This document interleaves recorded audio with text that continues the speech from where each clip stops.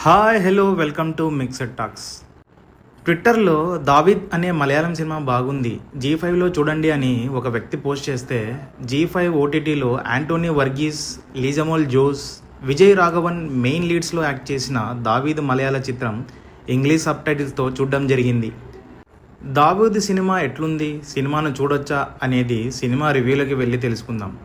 దావీద్ సినిమా రివ్యూలోకి వెళ్లే ముందు మా జెన్యూన్ రివ్యూలు మీకు నచ్చినట్లయితే మా వీడియోస్ని లైక్ చేసి, షేర్ చేసి, సబ్స్క్రైబ్ చేయండి. స్పోర్ట్స్ డ్రామా సినిమాలు నచ్చే వాళ్ళు ఎవరైనా ఉంటే కామెంట్స్ రూపంలో తెలియజేయండి. సినిమా ఒకసారి చూడొచ్చు.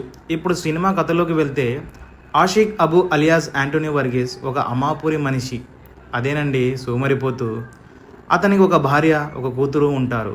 భార్య జీతంపై ఆధారపడి బతుకుతూ ఉంటాడు. కొచ్చిలో ఎవరైనా సెలబ్రిటీస్ వస్తేనే వారికి బౌన్సర్లుగా అబు పనికి వెళ్తాడు. వరుసగా 18 సార్లు బాక్సింగ్లో టైటిల్ గెలిచిన టర్కిష్కు చెందిన ఆక్మదేవ్ కొచ్చిన్కు వస్తాడు.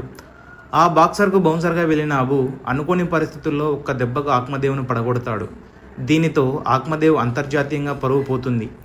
అతను అబును బాక్సింగ్ రింగ్లో తలపడదామని ఛాలెంజ్ విసురుతాడు. ఆ ఛాలెంజ్ను అబు స్వీకరించడం, అబుకి ఫ్లాష్ బ్యాక్ ఏముంది, ఆ బాక్సింగ్ పోటీలో అబు గెలిచాడా లేదా అన్నదే దావీద్ సినిమా. నాకు సినిమా కథనం ఓకే. సినిమాలో మొదటి అరగంట కథలోకి తీసుకెళ్తారు. ఆ తర్వాత సినిమా స్పీడ్ అందుకుంటుంది.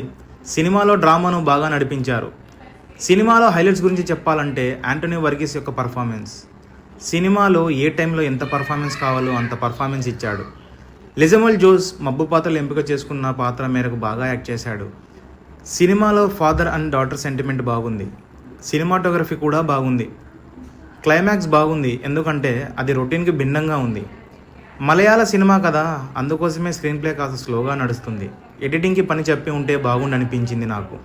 సినిమాలో అనవసరమైన ఫైట్లు, సాంగ్లు, రొటీన్ సీన్లు ఏమీ లేవు. ఈ సినిమాకు నా రేటింగ్ 2.75.